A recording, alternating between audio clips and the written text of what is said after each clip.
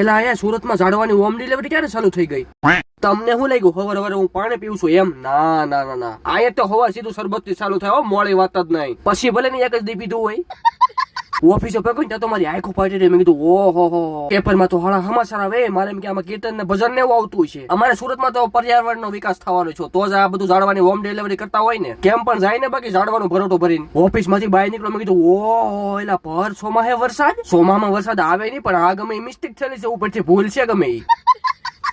30 બાવળ નું ઠૂઠું જો જવા આગળ કઈક નું કઈક ભૂલી જાય છે, ઉપરથી મગાવે. એ જો ટિફિન નું ડબલું આવ્યું. મેં કીધું કઈક નું કઈક તો ભૂલી જાય, જાણે કેમ બીજાની આટું ખાતો હોય. ઘર ભેગું થાને ભાઈ. પછી હું પોગી ગયો એલા પણ વધારે ઝૂમ થઈ ગયો. 5:30 વાગે ઘરે. મેં તો ખાઈ પીને ગામની પેલા નવરા થઈ જાય ને, હવે એક જગ્યાએ 2 વાગે આવવાનું છે તો ત્યાં પોગી જાય. અમે તો જઈને બેઠા ને વાતોના ફડાકા માર્યા, પણ ગરધણી નવરા નથી. ગરધણી ખાવા બેઠા હતા. એમ પણ બાપ દીકરો બે મારણ ઉપર ઉતર્યા. વાતો કરી કરી 11:30 વાગે ઘેરે પોગ્યા. ઓહો બહુ મોડી રાત થઈ ગઈ. હવે તો હુઈ જવાય. એટલે હવે પેલા તમે લાઈક ફોલો કરો તો હું કઈક હું તો મને નીંદર આવે. હજી તો અમારે સવારે હાલવા જવું એટલે વહેલા ઉઠવું પડશે. માતાજી સુખી રાખે યાર. આવજો.